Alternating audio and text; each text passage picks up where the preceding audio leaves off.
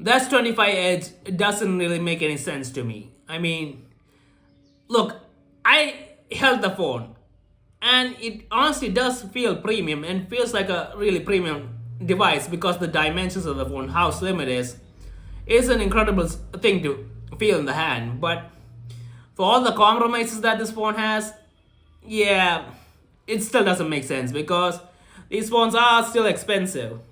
And the main problem is the battery. Well, just because the form factor, you cannot put in a big battery in that phone.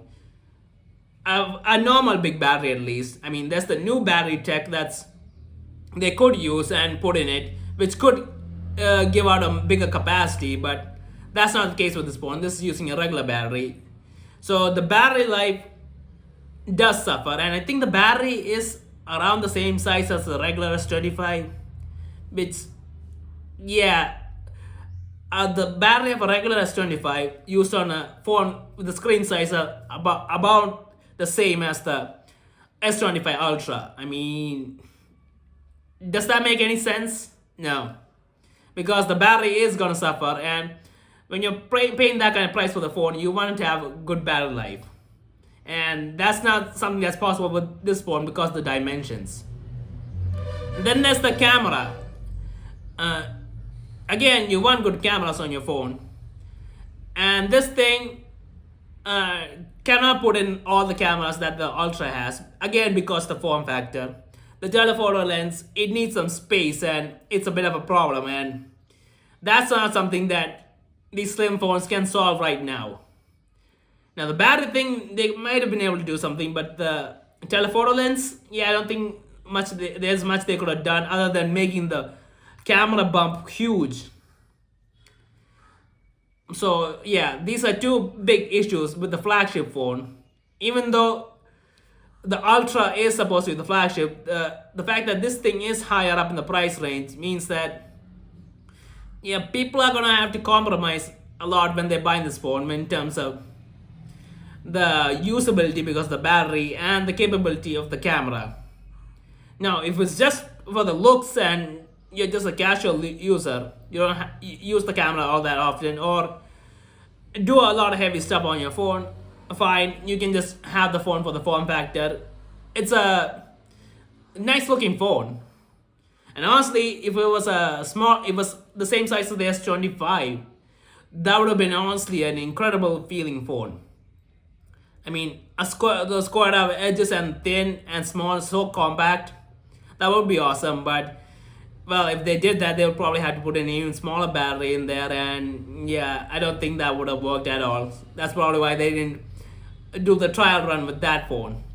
And I guess it makes sense that if they want to do a trial run for a thin flagship, the Ultra form factor or the Plus form factor is kind of the only way you can go because of the dimensions issues. But still, Samsung missed out on a big opportunity with the battery.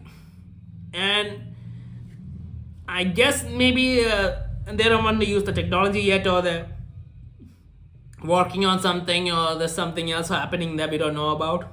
Now, I am hearing that the silicon carbon battery or silicon carbide battery technology, while it does provide incredible battery life, you can put a bigger battery in a smaller, bigger capacity in a smaller form factor of the battery, that the batteries might wear out and the lifespan of the batteries might be worse than the regular batteries. So that might be a reason why manufacturers aren't so keen on going into that just yet.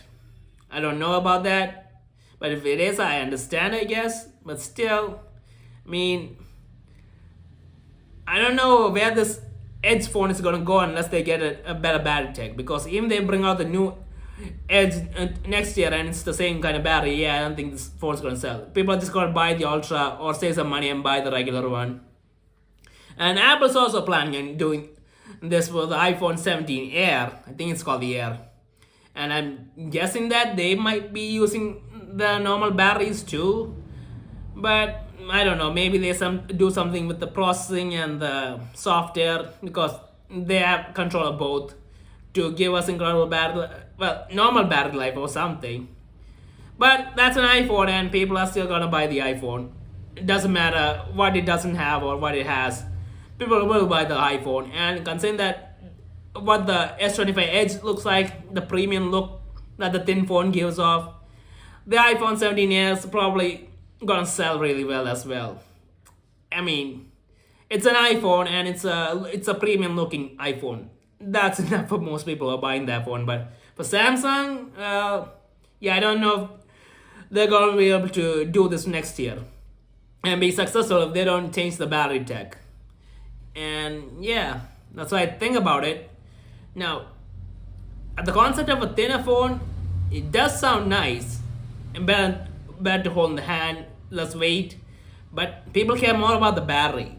Let's face it. People rather take a thicker phone with a bigger battery than a slimmer phone with a smaller battery. Because battery is important. If you put all this incredible stuff into a phone and people want to use it for a long period of time, you need a bigger battery. People don't want to be charging it all the time, even if they have chargers lying around.